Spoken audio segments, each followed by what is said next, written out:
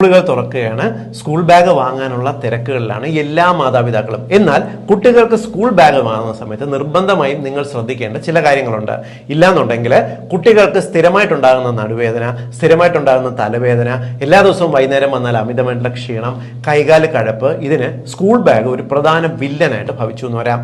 പ്രധാനമായിട്ടും ശ്രദ്ധിക്കേണ്ടത് school bag വാങ്ങുന്ന സമയത്ത് അവയുടെ സ്ട്രാപ്പ്, കുട്ടികൾ ഇങ്ങനെ ഇരുവശത്തും സ്ട്രാപ്പ് അണിയുന്ന സമയത്ത് ഈ സ്ട്രാപ്പിന് വീതിയുള്ള സ്ട്രാപ്പുള്ള സ്കൂൾ ബാഗ് വാങ്ങാൻ. കാരണം വീതിയുള്ള സ്ട്രാപ്പിലാണ് നമ്മുടെ ഈ സ്കൂൾ ബാഗിന്റെ ഭാരം മുഴുവൻ നമ്മുടെ കുട്ടികളുടെ ചുമലിലേക്ക് എത്തുന്നത്. നമ്മൾ വളരെ ടൈറ്റ് ആയിട്ടുള്ള വളരെ ചെറിയ സ്ട്രാപ്പാണ് ഇവിടെ ഉള്ളതെന്നുണ്ടെങ്കിൽ കുട്ടികൾക്ക് ഈ ഭാഗത്ത് അമിതമായിട്ട് പ്രഷർ വരികയും ഷോൾഡർ പെയിൻ, കഴുത്തുവേദന പോലുള്ള പ്രോബ്ലത്തിന് കാരണമാകുകയും ചെയ്യും. അതുകൊണ്ട് നിർബന്ധമായിട്ടും വീതിയുള്ള പാഡഡ് എന്ന് പറഞ്ഞാൽ സ്പോഞ്ച് ആ ഭാഗത്ത് ചേർത്തിട്ടുള്ള തരത്തിലുള്ള ഈ സ്ട്രാപ്പ് ഉള്ള ബാഗുകൾ വേണം നിർബന്ധമായിട്ടും വാങ്ങാനായിട്ട്.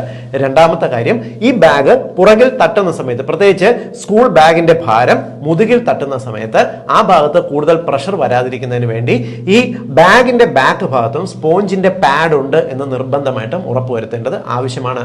രണ്ടാമത്തെ കാര്യം എന്ന് പറയുന്നത്, ഈ കുട്ടികൾ സ്കൂൾ ബാഗ് അണിയുന്ന സമയത്ത് പലരും വലിയ ബാഗ്, കാരണം കുട്ടികൾക്ക് കൂടുതൽ ബുക്ക് കൊണ്ടുപോകാനുണ്ട് എന്ന് കരുതിയിട്ട് വലിയ ബാഗ്, കുട്ടികളുടെ ശരീരത്തിനേക്കാൾ വലിയ ബാഗ് വാങ്ങും. അതൊരിക്കലും ചെയ്യരുത്. കുട്ടികൾ സ്കൂൾ ബാഗ് അണിയുന്ന സമയത്ത് നിർബന്ധമായിട്ടും അത് അരക്കെട്ടിന് മുകളിലും മുതുകിന്റെ തൊട്ട് താഴെയും നിൽക്കുന്ന തരത്തിൽ, ആ ഒരു ഭാഗത്ത് നിൽക്കുന്ന തരത്തിലുള്ള ബാഗ് മാത്രമേ വാങ്ങാവുള്ളൂ.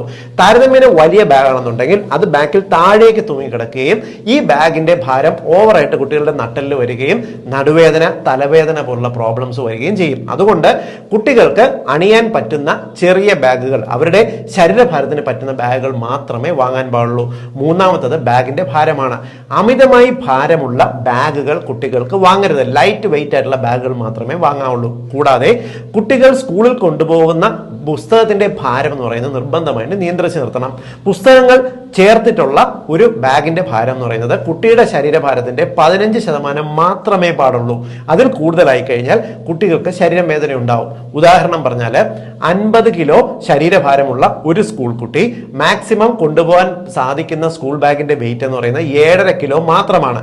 അതായത് ചെറിയ കുട്ടികളാണെന്നുണ്ടെങ്കിൽ അവരെടുക്കുന്ന സ്കൂൾ ബാഗിന്റെ ഭാരവും അത്രയും കുറഞ്ഞിരിക്കണം.